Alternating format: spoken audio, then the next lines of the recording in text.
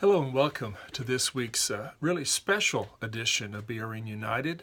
As you look through the rest of the BRN United email, you'll see that there's a lot of highlights and videos and stories from our annual meeting. The West was a wonderful setting for this year's 46th anniversary of the annual meeting of the Baptist Convention of Pennsylvania, South Jersey. We met in the Laurel Highlands. The trees were just vibrant with color. It was a beautiful, beautiful setting. But all that beauty was exceeded by what took place within our annual meeting. There were three words that stood out to me as I reflect on the annual meeting. We had over 200 people that gathered, which was a great attendance. We had people from New Jersey, from Philadelphia, from the South Central area, the Keystone area, the Northeast, Conemaugh Valley, Southwest, Northwest. We had representation from all across our state convention area, and it was a wonderful gathering. Like I said, three words stand out to me. One is the word family celebration. It was like folks were coming together for a family reunion.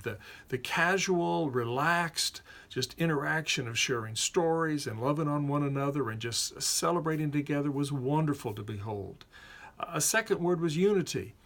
Both our executive board and in our annual meeting, the decision making that we needed to do was done with an incredible sense of being all on the same page. We adopted a 2017 budget that highlights the kinds of things that we want to prioritize as a state convention. It was adopted unanimously by our board as well as by the annual meeting. We elected new officers, both for our convention as well as for our executive board. And again, these officers were elected with a great sense of unity. And we congratulate Kevin Roberts as the new president of our convention and Brian Harrison as the new president of our executive board. And in coming weeks, I'll be including some video interviews with both of them. But a third word that stood out, and maybe the more important word, was the word stories. This year, rather than highlighting the kinds of programs that we're doing, we focused on telling stories of people's lives that have been transformed.